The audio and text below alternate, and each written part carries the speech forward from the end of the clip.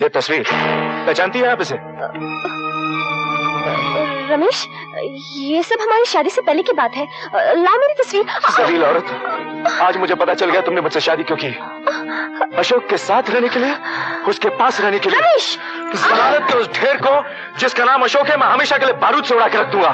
और आज वो पाताल में भी छुप जाए तो भी मुझसे बच नहीं पाएगा मुझसे वो कमीना। रमेश, छोड़ दो मुझे। रमेश,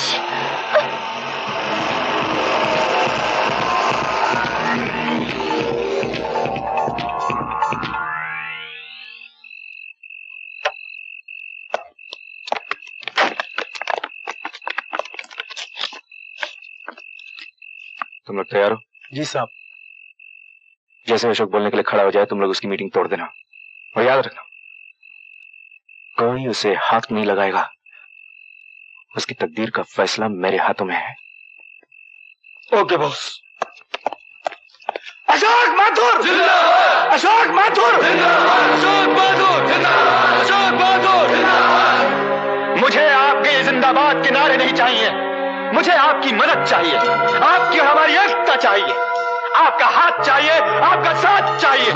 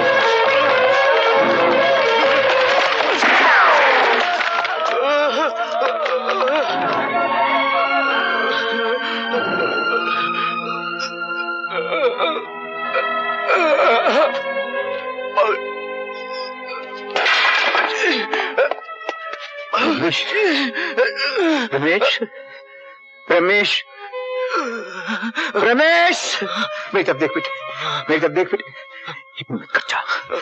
पुलिस, पुलिस, कोई है? मुझे हाँ, हाँ बेटे, हाँ, रमेश, रमेश,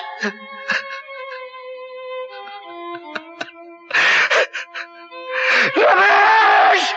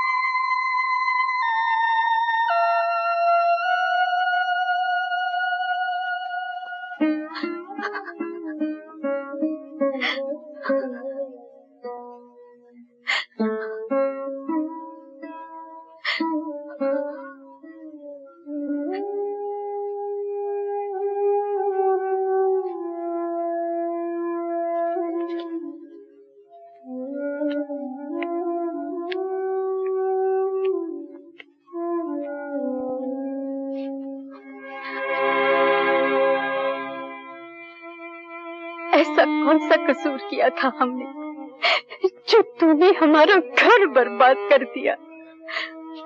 माँ, मत कह माँ, मुझे मत कह माँ। मैं कहती हूँ चला जा यहाँ से, चला जा। इसे कहिए यहाँ से चला जाए। मैं इसका मुंह नहीं देखना चाहती। चला जा, चला जा।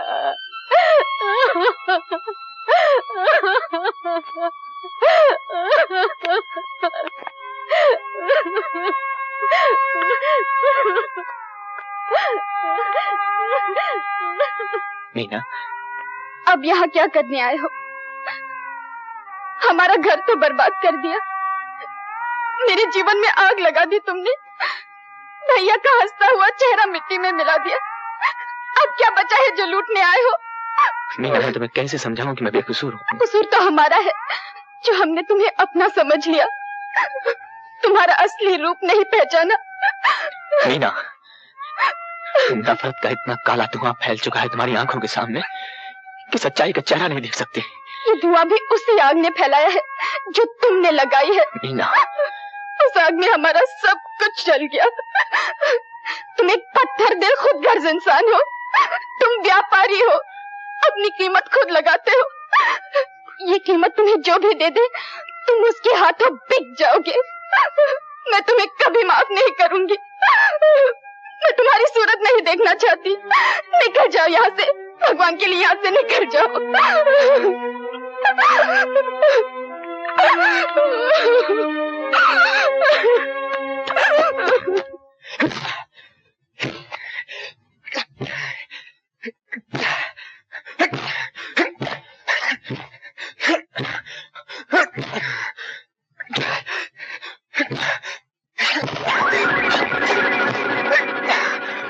इस बैग पर गुस्सा उतारने से कोई फायदा नहीं अशोक।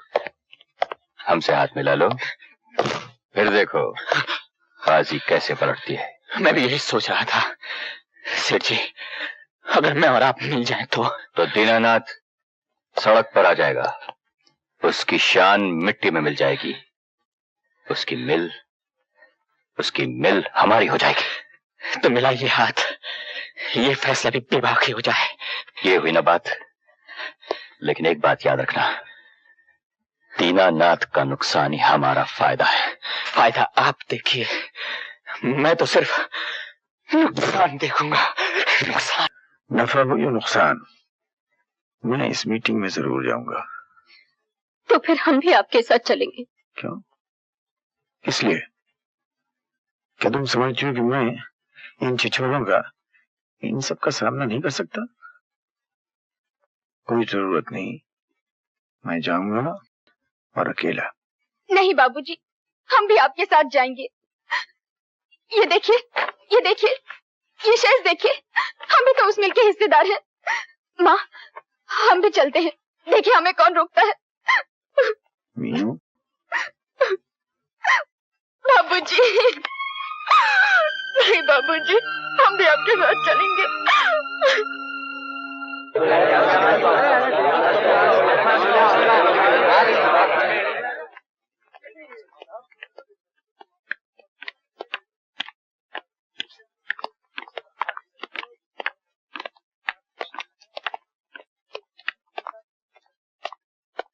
अशोक बाबू जिंदाबाद, अशोक बाबू जिंदाबाद, अशोक बाबू जिंदाबाद, अशोक बाबू जिंदाबाद, अशोक माथुर जिंदाबाद, अशोक माथुर जिंदाबाद, अशोक माथुर जिंदाबाद, अशोक माथुर जिंदाबाद, अशोक माथुर जिंदाबाद, अशोक माथुर जिंदाबाद।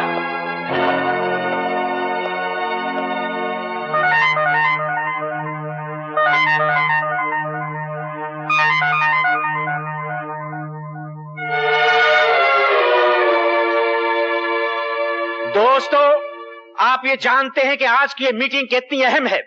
इससे पहले कि ये मीटिंग बाकायदा शुरू हो, इससे पहले कि इस मीटिंग की शुरुआत हो, हम सब ये जानना चाहेंगे कि हमारा इस मिल का और शेर दीनानाथ का आपस में रिश्ता क्या है। ये मिल एक मजदूर का सपना था, उस सपने का क्या हुआ? हम सब एक परिवार थे, उस परिवार का क्या हुआ? हमारे सब सवालों का जवाब चाहिए। हमें अपने सब सवालों का जवाब चाहिए शेर दीनानाथ।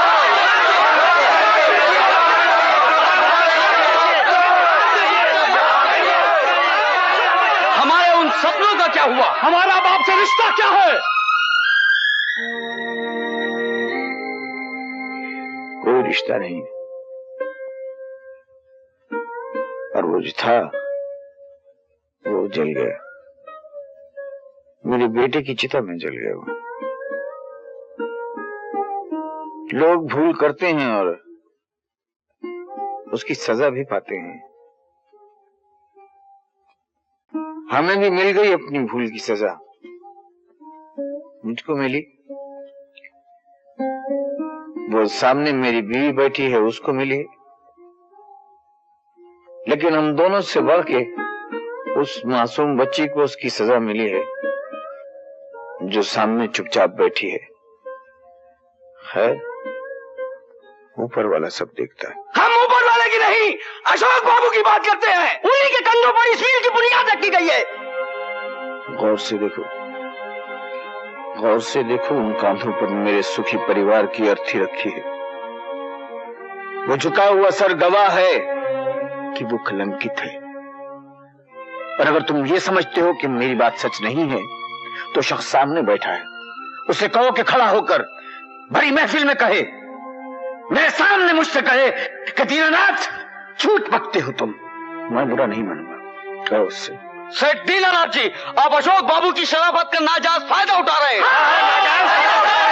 दीनानाथ ने जिंदगी भर अपनी मेहनत और ईमानदारी के सिवा किसी चीज का कोई फायदा नहीं उठाया। तुम लोग शराफत का नाम लेते हो, शराफत है कहां? हाँ, जलालत की बात करो, क्योंकि जमाना जलालत का है, राज है जलालत का। और मेरी मानो तो अब भी वक्त है। इन फरेबियों के चेहरे से नोच लो दोस्ती का वो झूठा नकाब, तो उसके पीछे देखोगे तुम्हें अपने ही दुश्मन का चेहरा नजर आएगा। ये लोग तुम्हारे ही झंडे के नीचे तुम्हारे कदम के साथ कदम मिला के चलेंगे। इनका एक हाथ तुम्हारे हाथ में होगा और दूसरे हाथ में होगा गद्दारी का वो खंजर, जिसे ये तुम्हारी पीठ में पेवस्त कर देंगे और तुम देखते रह जाओगे। हाँ, देखते रह जाओगे, बिल्कुल उसी तरह जिस तरह के मैं देखता रह गया। और तुमसे एक बात और कहूं मैं, अगर इन गद्दारों को रोका न गया तो यही होता रहेगा। बेगुनाहों का, गरीब मजदूरों का खून शहर की गलियों में नालियों में बहता रहेगा और अक्ल के अंधे इन्हीं कातिलों की जय जयकार करते रहेंगे। अपने नारों की बदमस्ती में अनजान मजदूर अपने नफा नुकसान की तमीज खो देगा।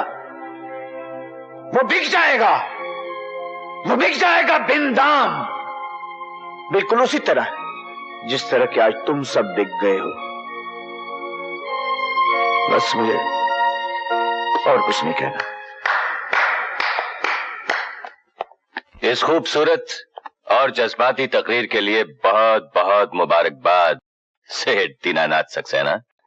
लेकिन अफसोस, मिलें जज्बात से नहीं चलती, इसलिए आज ये मिल बंद पड़ी है और इसके जिम्मेदार आप, सिर्फ आप हैं। दोस्तों, आप में से दीनानाथ को कोई भी इतनी अच्छी तरह नहीं जानता जितना मैं जानता हूं। इन्होंने जिंदगी भर दूसरों के कंधों पर पांव रखकर अपने कद को ऊंचा करने की कोशिश की। आपकी जरूरत पड़ी तो आपका सहारा लिया, अशोक की मदद दरकार हुई उसकी तरफ दोस्ती का हाथ फैला दिया, और हद तो यह है जब मेरी जरूरत पड़ी तो अशोक के शेयर्स गिरवी रखकर मुझसे पैसे लेने आए, और जब इनकी जरूरतें पूरी हो गई तो इन्होंने हम सबसे अपनी आंखें फेर ली। कौन नहीं जानता कि दीनानाथ मिल्स को खड़ा करने में आप सबका और अशोक माथुर का कितना बड़ा हाथ है। सेठ दीनानाथ सक्सेना सपनों की दुनिया में रहने वाले एक जिद्दी इंसान है। इन्होंने अपनी जिद में आकर एक होनहार इंजीनियर को निकाल दिया, मिल में हड़ताल करवा दी। चाहे मजदूर भूखे क्यों ना मर जाए, मिल बंद क्यों ना हो जाए, इनकी जिद है कि अशोक को वापस नहीं लेंगे। दोस्तों, दीनानाथ मिल्स को डूबने से सिर्फ एक शख्स बचा सकता है, और वो है होनहार इंजीनियर और आप सबका सच्चा दोस्त अशोक माथुर। इसलिए आज इनके गिरवी रखे हुए कागजात, इनके शेयर्स मैं इन्हें वापस देता हूं। लाइए।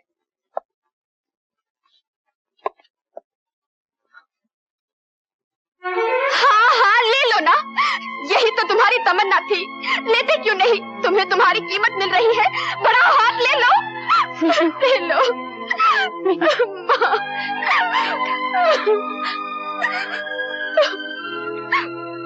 अब बताइए, इन हालात में डीएन मिल्स का चेयरमैन कौन होना चाहिए?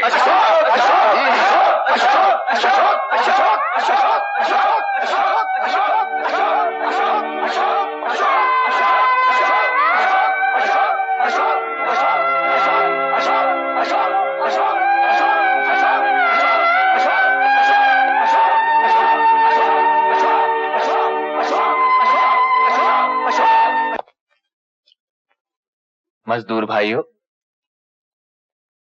आप लोग मुझे इस मिल का चेयरमैन बनाना चाहते हैं। मेरे लिए इससे बढ़कर खुशी की और बात हो भी क्या सकती है। इस मिल की हड़ताल को खत्म करने के लिए जो कुछ भी करना जरूरी है वो किया जाना चाहिए। सेठ हीरालाल ने मेरी तारीफ में जो कुछ भी फरमाया वो कहां तक सच है ये तो मैं नहीं जानता, लेकिन सेठ दीनानाथ सक्सेना के बारे में इन्होंने जो कुछ भी कहा है वो हर्फ बहर्फ सच है। सेठ दीनानाथ सक्सेना वाकई सपनों की दुनिया में रहने वाला एक जिद्दी इंसान है। आज अगर ये मिल गिरवी पड़ी है तो इनकी जिद के कारण। अगर आज इस मिल में हड़ताल चल रही है तो सिर्फ इनकी जिद की वजह से। अगर इस हड़ताल का कोई अंत नजर नहीं आ रहा तो इसका सबब भी सिर्फ इनकी जिद है।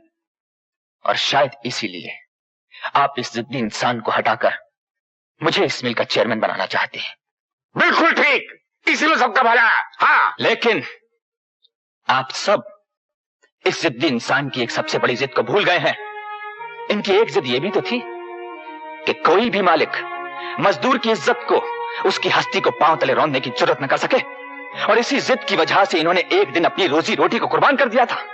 इन्हीं की जिद थी कि सरमाया और मेहनत को बराबरी का दर्जा मिले, मजदूर अपनी मिल का हिस्सेदार बन जाए। इन्होंने यह सपना देखने का जुर्म किया कि दौलत के अंधेरे में मेहनत के चिराग जल उठे, मजदूर अपनी तकदीर का खुद मालिक बन जाए, आने वाला कल आज ही आ जाए। और ये मिल इनकी जिद, इनके सपने की बेहतरीन मिसाल है। भाषण तो हमने दीनानाथ से बहुत सुन लिए, असल मुद्दे की बात करो। असल मुद्दे पर ही आ रहा हूं। और असल मुद्दे की बात यह है हीरालाल सेठ कि मैं अपने जीते जी अपने बाप का सर तुम्हारे आगे नहीं झुकने दूंगा। मैं इनका सपना तुम्हारे हाथों नहीं बिकने दूंगा। यह सच है कि होनी ने हम दोनों के मुंह पर एक अनकही खामोशी की मोहर लगा दी है, लेकिन मेरे कसूर की सजा मेरे बाप को दी जाए ये नहीं हो सकता। हमारे घर की इज्जत को सरे बाजार उछाला जाए ये भी नहीं हो सकता। मैं पूछता हूं है कोई ऐसी दूसरी मिल जहां पर मजदूर मालिक के साथ बैठकर बराबरी की हैसियत से बहस कर सके? अशोक, आप खामोश रहिए। एक परिवार का आपसी मामला है और आप बाहर वाले हैं। आप बस इतना सुन लीजिए, कोई परिवार अपने बाप को घर से नहीं निकालता। इनकी यही तो जिद है ना कि अशोक माथुर को वापस न लिया जाए। मैं भी यही कहता हूं कि अशोक माथुर को हरगिज वापस न लिया जाए, क्योंकि अशोक माथुर ने कभी कोई सपना देखा ही नहीं। ये कुर्सी, इस पर बैठने का हक सिर्फ उसको है जिसमें सपने देखने और उन सपनों को सच कर दिखाने का हौसला हो। दोस्तों, मुझ में यह हौसला नहीं है। ये कुर्सी जो इस वक्त खाली पड़ी है, इस पर कल भी इनका हक था, आज भी इनका है और कल भी इन्हीं का रहेगा। इस परिवार की भलाई के लिए, इस मिल की बेहतरी के लिए मैं अपने ये सारे शेयर्स आपके दिनू काका और अपने बाबूजी के चरणों में रखता हूं और इनसे प्रार्थना करता हूं कि बाबूजी अपने इन सब बेटों को माफ कर दीजिए और इस परिवार को संभाल लीजिए। इनसे कहिए मां।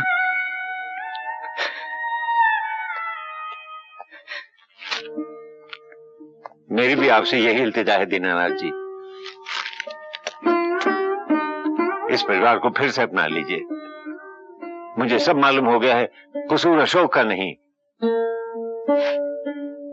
कसूर इस इस बदनसीब बच्ची का है। आओ। बाबूजी, मैंने आज तक आपसे कुछ नहीं मांगा दीनानाथ जी, आज मांग रहा हूँ। आप इन सब बच्चों के साथ मेरी इस बदनसीब बच्ची को भी माफ कर दीजिए। बाबूजी, बाबूजी मुझे माफ कर दो बाबूजी, बाबूजी मुझे माफ कर दो बाबूजी।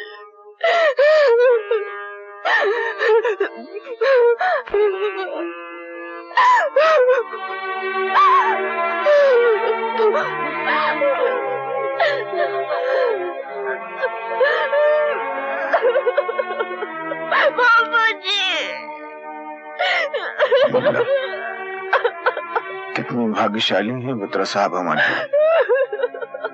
पहली बार भी हमारी जिंदगी के अंधेरे में चिराग बनकर आया, और आज भी इन्होंने हमारे टूटते हुए परिवार को एक नया जीवन दे दिया।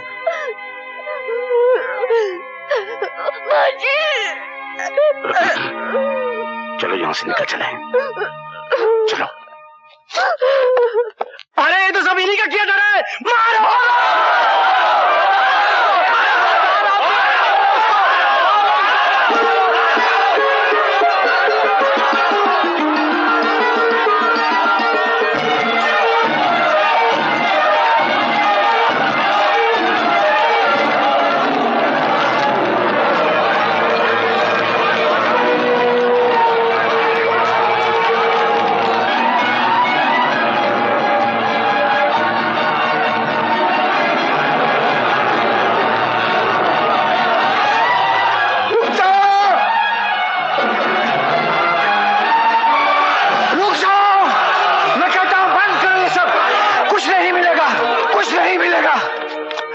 बंद करो ये खून खराबा। सेठ जी खड़े हो जाओ अपने पैरों पे और सुनो मेरी बात। तो आपने स्वार्थ छोड़ना होगा सेठ जी, स्वार्थ छोड़ना होगा। हाँ, मिलजुल कर ही रहना होगा। यही एक रास्ता है सेठ जी, दूसरा कोई रास्ता नहीं है। और तुम सबसे भी यही कहता हूं, यही एक रास्ता है, दूसरा कोई रास्ता नहीं है। जिस शाख पे बैठे हो उस शाख को मत काटो ना। और सेठ जी, जो जड़ें तुमको सेंचती हैं और जिनकी वजह से तुम जिंदा हो, उन जड़ों को मत खोदो तुम। भाइयों, मिलजुल कर ही रहना होगा। मिलजुल कर ही ये देश आगे बढ़ेगा। मिलजुल कर ही हम इस नए दौर का वो सुनहरा सपना उसे पा सकते हैं। सेठ जी, मजदूर मालिक एकता। न जाने